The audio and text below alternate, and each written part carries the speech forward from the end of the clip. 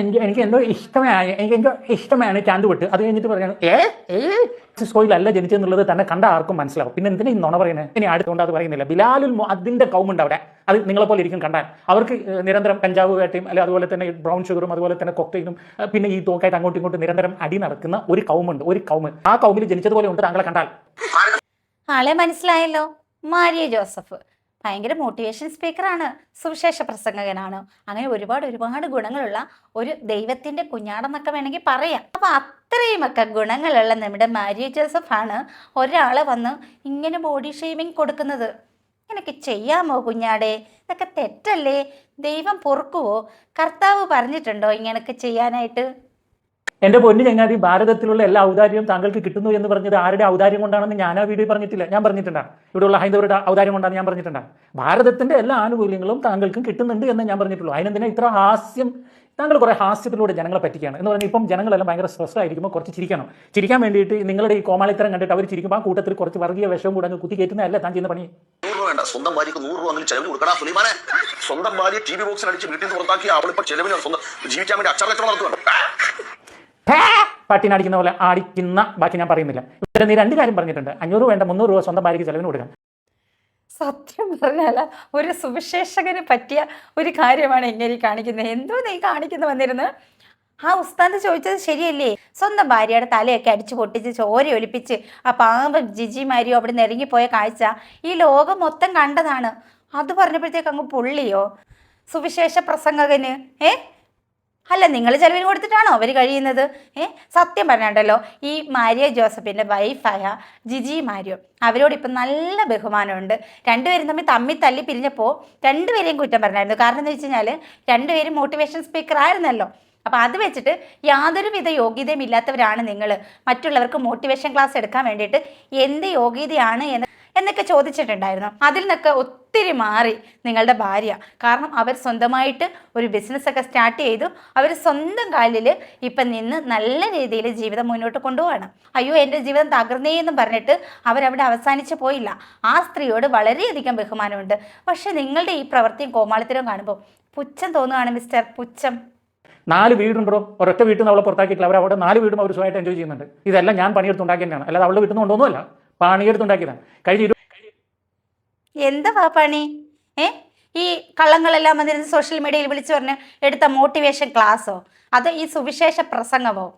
അതോ ചാരിറ്റിയുടെ പേരിൽ ഒഴുകിയെത്തിയ കോടികളോ? എന്താ അങ്ങനെ പണിയെടുത്തതല്ലേ ഈ 4 വീടും? 21 വർഷം അവർക്ക് ചെലവിന് നീയാണോ അല്ലെ നിന്റെ വാപ്പയാണോ കൊണ്ടു കൊടുത്തത്? അവർ അന്തസ്സായി ജീവിക്കുന്നത്. ഇനി നീ നിന്റെ ഭാര്യനെ ഒരു കറുത്ത ചാക്കിനകത്ത് പൊതിഞ്ഞിട്ട് ഒരു മുറിയിൽ ഒളിപ്പിച്ച് വെച്ചിരിക്കുകയല്ലേ? ഈ അടുക്കളയിൽ മാത്രം നിന്റെ ഭാര്യനെ പുറത്തു കൊണ്ടുവന്ന് സോഷ്യൽ മീഡിയയിൽ സ്വാതന്ത്ര്യത്തോടെ കൊണ്ടുവരാൻ തനിക്ക് പറ്റുമോ? ആളിൻ്റെ ആ ഒരു ഭാഷയുടെ ആ ഒരു സ്റ്റൈല് മാറിയത് കണ്ടോ? ശാന്തിയായിരിക്കണം, ക്ഷമയായിരിക്കണം, നമ്മൾ ക്ഷമിക്കാൻ പഠിക്കണം എന്നൊക്കെ ഒരുപാട് തവണ വിളിച്ചു കൂവിയ ഒരു മനുഷ്യനാണ്. ഇപ്പോൾ അയാൾ പറയുന്ന ആ ഒരു ഭാഷ, അയാളുടെ വായിൽ നിന്ന് വരുന്ന വാക്കുകൾ എത്ര വൃത്തിഹീനമാണ്.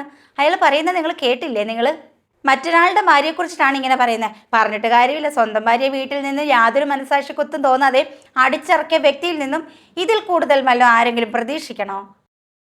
സോഷ്യൽ മീഡിയ അല്ലെങ്കിൽ പരസ്യമായിട്ട് ബിസിനസ് ചെയ്യിപ്പോൾ പുറത്തിറക്കാൻ തനിക്ക് പറ്റുമോ? തനിക്ക് പറ്റില്ല എന്ന് വിചാരിച്ചിട്ട് ഞാൻ എൻ്റെ ഭാര്യയ്ക്ക് സ്വാതന്ത്ര്യം കൊടുത്തില്ല, അസൂയപ്പെട്ടിട്ട് കാര്യമില്ല. കാര്യം അവൾ ഇനിയും ബിസിനസ് ചെയ്യും, അവൾ ഇനിയും കാശുണ്ടാക്കും. അത് ഞങ്ങൾ പരസ്പരം ഷെയർ ചെയ്യും, ഞങ്ങൾ സ്വയമായിട്ട് ജീവിക്കുകയും ചെയ്യും. ആഹാ, ഇപ്പം നിങ്ങളങ്ങ് സ്വാതന്ത്ര്യം കൊടുത്തു, നിങ്ങളങ്ങ് ബിസിനസ് ചെയ്യാൻ എല്ലാ സഹായവും ചെയ്തു കൊടുത്ത് നിങ്ങൾ സന്തോഷമായിട്ട് ജീവിക്കുന്നു. ഞങ്ങൾ എന്താ പൊട്ടനാ? നിങ്ങളുടെ വിചാരം ഞങ്ങളൊക്കെ പൊട്ടന്മാരാന്നാ? ഞങ്ങളെല്ലാം കണ്ടും കേട്ടും ഇവിടെയൊക്കെ തന്നെ ഉണ്ടായിരുന്നു. അവർ ചെറിയ ഒരു കുപ്പിയിൽ അച്ചാറിൽ നിന്നും തുടങ്ങി ഇപ്പോൾ അത്യാവശ്യം നല്ല രീതിയിൽ ആ ബിസിനസ് വളർത്തിയെടുത്തു. അത് അവരുടെയും അവർക്ക് ചുറ്റുമുള്ള അവരുടെ മക്കളെയും അവരുടെ ബന്ധുക്കളുടെയൊക്കെ കഷ്ടപ്പാടാണ്. അതെല്ലാം അവർ സോഷ്യൽ മീഡിയയിലൂടെ ഇട്ടതുകൊണ്ടാണ് ഞങ്ങൾ ജനങ്ങൾ അതൊക്കെ മനസ്സിലാക്കിയത്, ഞങ്ങൾക്ക് അറിയാൻ സാധിച്ചത്. എന്നിട്ട് അതിൻ്റെ ക്രെഡിറ്റ് ഓസിനങ്ങ് അടിച്ചെടുക്കുവാണോ മോട്ടിവേഷൻ സ്പീക്കറെ? എന്തുവാണ് അങ്ങാടി തോറ്റേനെ അമ്മയുടെ നെഞ്ചത്ത് എന്ന് പറഞ്ഞാൽ വല്ലവൻ്റെ കുടുംബത്തിലെ രാജ്യങ്ങൾ വിളിച്ചു പറഞ്ഞിട്ട് ആസ്വദിക്കുന്നതാണോ ഡിഫൻസ്? അറിവ് എന്താ പാടേ? ഇത് തന്നെ ഞാൻ അങ്ങോട്ട് ചോദിക്കുകയാണ്.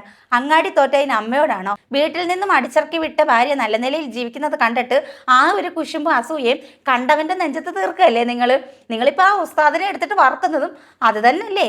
ഒരു സുവിശേഷ പ്രസംഗകനാണ്, ഇടയ്ക്കൊക്കെ അങ്ങ് മറന്നു പോകുന്നുണ്ട് മോട്ടിവേഷൻ സ്പീക്കറെ.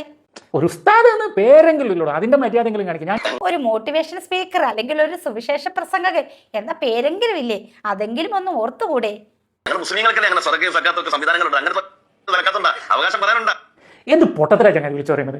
സദക്കയും സക്കാത്ത് മുസ്ലിങ്ങൾക്ക് മാത്രമേ സംവിധാനമുള്ളൂ. എടേ, നിന്റെ ഈ മുസ്ലിം എന്ന് പറയുന്ന സാധനം തന്നെ മോഷ്ടിച്ച് കൊണ്ടുപോയത് പഴയ നിയമ ബൈബിൾ പെൻഡറ്റോക്കിൽ നിന്നും അതുപോലെ തന്നെ പ്രവാചക ചരിത്ര നബിയും കത്തുബിനിൽ നിന്ന് മോഷ്ടിച്ചതല്ല. അതുകൂടാതെ പുതിയ നിയമത്തിലെ ഇഞ്ചിലിൽ നിന്ന് മോഷ്ടിച്ച് കൊണ്ടുപോയതല്ലേ?